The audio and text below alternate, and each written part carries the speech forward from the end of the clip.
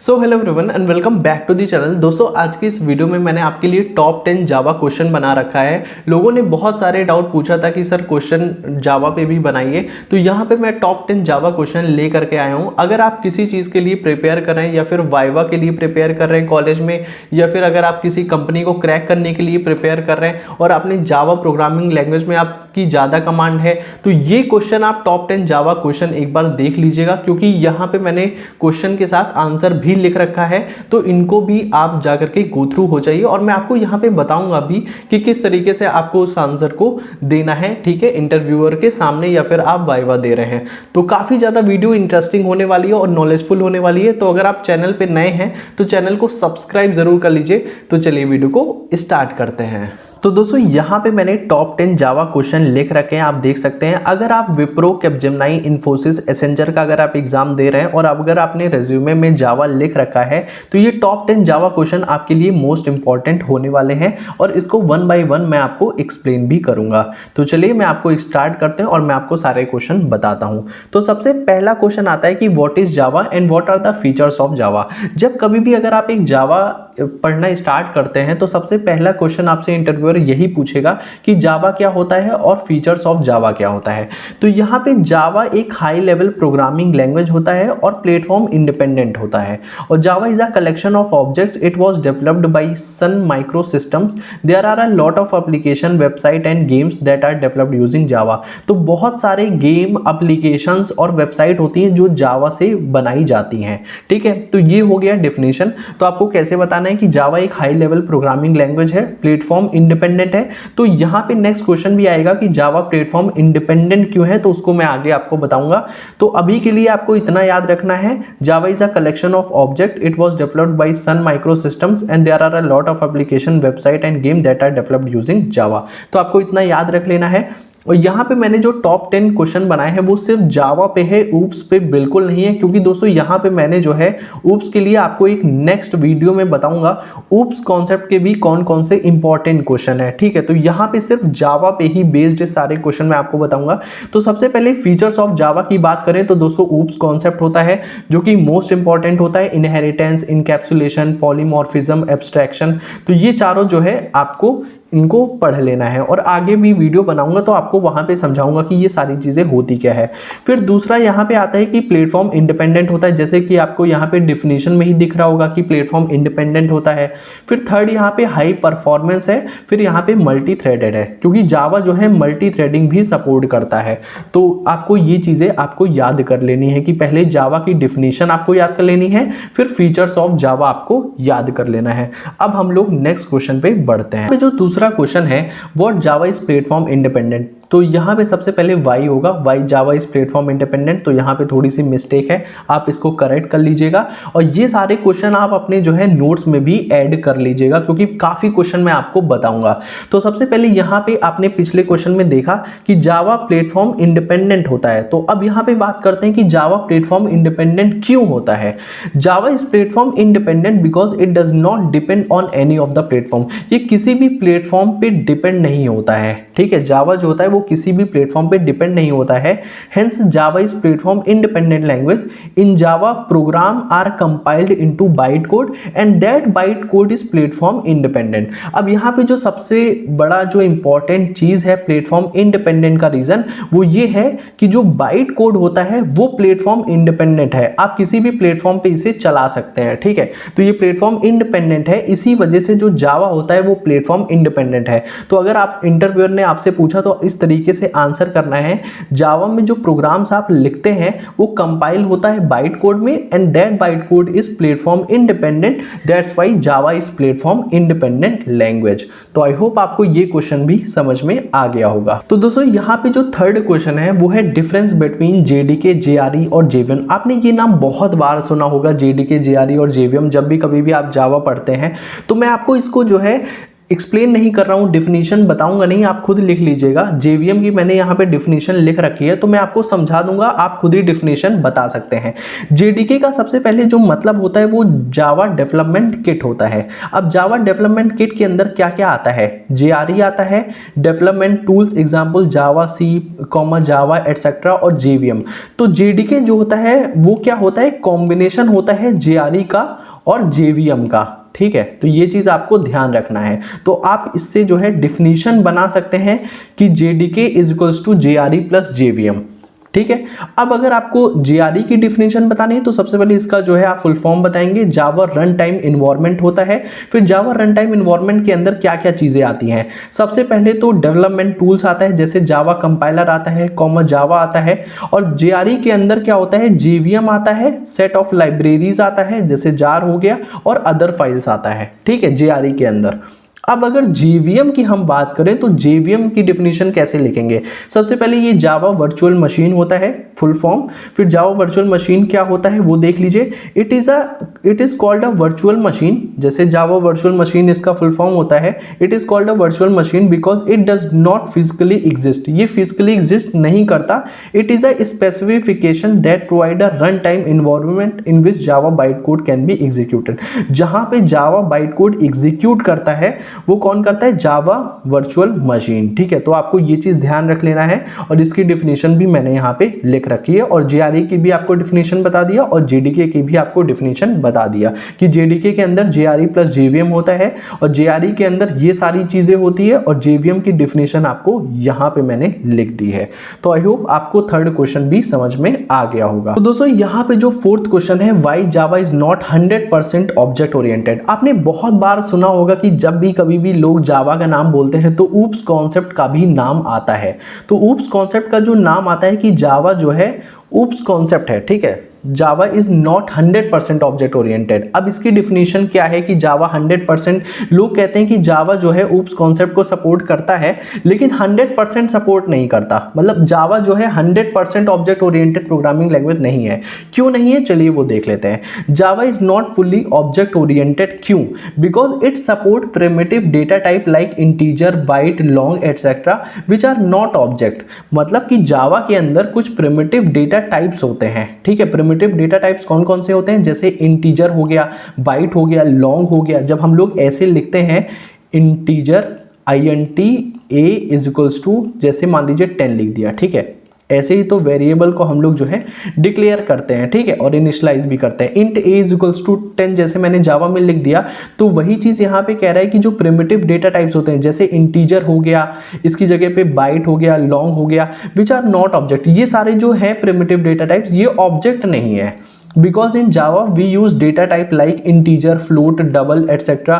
which are not object oriented. Of course, is what opposite of OOP is. That is why Java is not 100% object oriented. देखिए जो OOPs होता है वो completely depend होता है classes और object के फॉर्म में, लेकिन जावा में इंटीजर ये जो होता है ये एक 100% ऑब्जेक्ट ओरिएंटेड नहीं होता। हम लोग इसे जो है रैपर क्लास में कन्वर्ट करते हैं, जो कि इंटीजर ऐसे लिखा जाता है, आप देख सकते हैं ये है integer.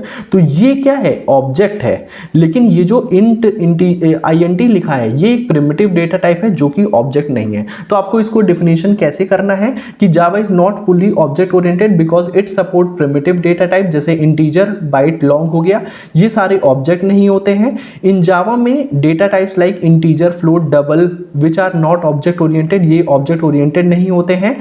Is what opposite of OOPs, that is why Java is not 100% object oriented. तो आई होप ये चीज आपको समझ में आ गया होगा।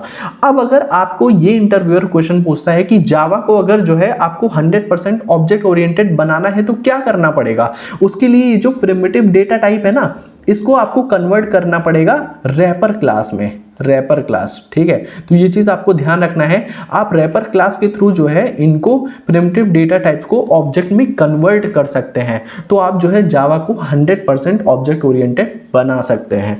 तो आई होप आपको ये फोर्थ क्वेश्चन भी क्लियर हो गया होगा। अब हम लोग आगे बढ़ते हैं। तो यहाँ पे जो है एक डिफरेंस बिटवीन C++ एंड जावा है। जैसे कि दोस्तों यहाँ पे जो C++ और जावा है, जब आपने जावा पढ़ लिया उसके बाद ये आता है कि C++ और जावा में क्या डिफरेंस होता है। तो इंटरव्यूअर ये भी आपसे क्वेश्चन पूछ सकता है। तो यहाँ पे मैंने सारे क्वेश्चन के आंसर लिख रखे हैं, तो आपको बस इन्हें याद कर लेना है। जैसे सी प्लस, दोस्तों यहाँ पे जो डेवलप्ड, सबसे पहले देख लेते हैं कि जैसे कि जावा को तो जेम्स गोसलिंग एट सन माइक्रोसिस्टम ने जो है जेम्स गोसलिंग ने डिस्कवर किया था, वैसे यहाँ पे बिजार ने, आप देख सकते हैं, इन्होंने डिस्कवर किया था एट बेल लैब्स इन 1979। ठीक है, तो सबसे पहले डेवलप्ड आपको याद कर लेना है कि डेवलप्ड कब हुआ था और किसने किया था। अब बात करते हैं प्रोग्रामिंग मॉडल। प्रोग्रामिंग मॉडल में सी प्लस प्लस में it has support for both procedural programming and object oriented programming.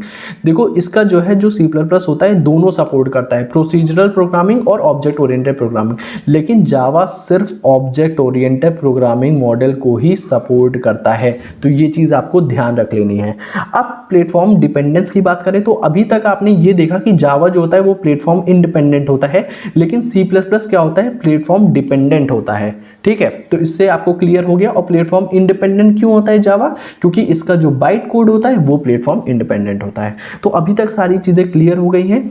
अब कंपाइलेशन और इंटरप्रिटेशन की बात करते हैं। C plus plus is only compiled and can not be interpreted. ठीक है, सी प्लस प्लस सिर्फ कंपाइल्ड होता है, इंटरप्रेटेड नहीं होता, लेकिन जावा क्या होता है, कंपाइल्ड और इंटरप्रेटेड दोनों होता है। ठीक है, तो डिफरेंस आपको समझ में आ रहा होगा। अगर फीचर्स सपोर्ट की बात करें तो C plus plus support features like operator overloading को सपोर्ट करता है, लेकिन जावा जो है ऑपरेटर ओवरलोडिंग को सपोर्ट नहीं करता। तो ये सारा जो है डिफरेंस हो गया, तो आपको इनको याद कर लेना है, difference between C plus plus and Java. तो मैंने सारी चीजें लिख ली, आपको अपनी नोट्स में जो है इनको जो है लिख लेना है। ठीक है, तो आई होप आपको समझ में आ गया होगा। अब हम लोग नेक्स्ट क्वेश्चन की तरफ बढ़ते हैं। तो दोस्तों यहाँ पे जो है जब आप कोड लिखते हैं तो उसमें आप public static void main string args लिखते हैं, इसका मतलब क्या होता है, ये भी आपसे इंटरव्यूअर पूछ सकता है। तो सबसे पहले पब्लिक यहाँ पे स्टैटिक नहीं होगा, पब्लिक यहाँ पे आप क्लास लिख लीजिएगा। ठीक है, यहाँ पे एक थोड़ा सा मिस्टेक है, पब्लिक क्लास टेस्ट हो गया, public static void main string args, फिर system dot out dot println hello world. ठीक है, तो ये नॉर्मल हेलो वर्ल्ड प्रिंट कर देगा। अब जो बात करते हैं वो ये है कि public static void main string args का मतलब क्या होता है। तो यहां पे मैंने सारी चीजें लिख रखी हैं, क्या मतलब होता है तो उसको देख लेते हैं। सबसे पहले पब्लिक, ये जो पब्लिक होता है ये एक्सेस मॉडिफायर होते हैं। तो कितने तरीके के एक्सेस मॉडिफायर होते हैं, पब्लिक, प्राइवेट, प्रोटेक्टेड और डिफॉल्ट। ठीक है, तो यहाँ पे इतने मॉडिफायर्स होते हैं। This is the access modifier of the main method, it has to be public so that Java run time can execute this method. ठीक है, तो इसको पब्लिक रखना होता है ताकि जो जावा रन टाइम है वो एग्जीक्यूट कर सके मेथड को। ठीक है, अब उसके बात करते हैं स्टैटिक क्या होता है। स्टैटिक का मतलब ये होता है कि when Java run time start there is no object of the class present, that's why the main method has to be static so that JVM can load the class into memory and call the main method. If the main method won't be static, JVM would not be able to call it because there is no object of the class is present. अब यहाँ पे ये जो static है ना, ये चीज आपको ऑब्जेक्ट ओरिएंटेड में समझ आएगी कि स्टैटिक का मतलब क्या होता है। अभी के लिए आप इतना जान लीजिए कि हमें यहाँ पे पब्लिक के बाद स्टैटिक लिखना पड़ता है, और बाकी अगर आप यहाँ पे भी देख सकते हैं if the main method won't be static, अगर आप यहाँ पे स्टैटिक नहीं लिखते हैं तो JVM would not be able to call because there is no object of the class is present. ठीक है, क्योंकि हमें अगर स्टैटिक नहीं लिखते तो हमें इसका ऑब्जेक्ट बनाना पड़ेगा टेस्ट क्लास का। ठीक है, और स्टैटिक क्या होता है, जब आप क्लास का ऑब्जेक्ट नहीं बनाते तो भी ये मेथड को कॉल कर लेता है। ठीक है, तो इतनी चीजें आप समझ गए होंगे, ये चीज मैं आपको थोड़ा एक्सप्लेन करूंगा ऑब्जेक्ट ओरिएंटेड में। अब बात करते हैं वॉइड मेन। अब वॉइड क्या होता है ये चीज देख लीजिए, यहाँ पे मैंने वॉइड का मतलब लिखा है, void main method doesn't return anything. Void का मतलब क्या होता है, कुछ भी रिटर्न नहीं करेगा, that's why it's return type is void. ठीक है, इसका रिटर्न टाइप वॉइड है। आप जान गए होंगे वॉइड का मतलब क्या होता है। अब मेन मेथड क्या होता है देखिए, अब मेन का मतलब क्या होता है, this is the name of Java main method. ठीक है, it's fixed when we start a Java program, it look for the main method, it will throw an error that's the main method is not found. देखिए, अगर आप main की जगह मान लीजिए आपने लिख दिया माई मेन, ठीक है, आपने ये लिख दिया तो ये एग्जीक्यूट नहीं करेगा, आपको मेन ही लिखना पड़ेगा। ठीक है, आपको मेन ही लिखना पड़ेगा। अगर आप माई मेन लिखते हैं तो ये एक एरर थ्रो करेगा। ठीक है, एक एरर थ्रो करेगा जिसको हम लोग मेथड नॉट फाउंड आपको एरर देखने को मिल सकता है। तो आई होप आपको ये चीज समझ में आ गई होगी।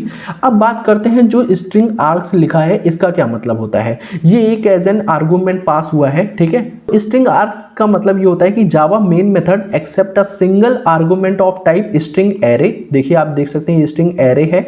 This is also called a Java command line argument. इसे हम लोग जावा कमांड लाइन आर्गुमेंट भी कहते हैं। तो आई होप आपको ये चीज भी समझ आ गई होगी। अब हम लोग नेक्स्ट क्वेश्चन की तरफ बढ़ते हैं। बात करते हैं how many primitive data types are there in Java. ठीक है, जावा में कितने प्रिमिटिव डेटा टाइप्स होते हैं। तो सबसे पहले आप जान लीजिए कि 8 प्रिमिटिव डेटा टाइप्स होते हैं। कौन कौन से होते हैं? There are 8। सबसे पहले देख लेते हैं। बूलियन हो गया, बाइट हो गया, कैर हो गया, शॉर्ट हो गया, इंट हो गया, लॉन्ग हो गया, फ्लोट हो गया और डबल हो गया।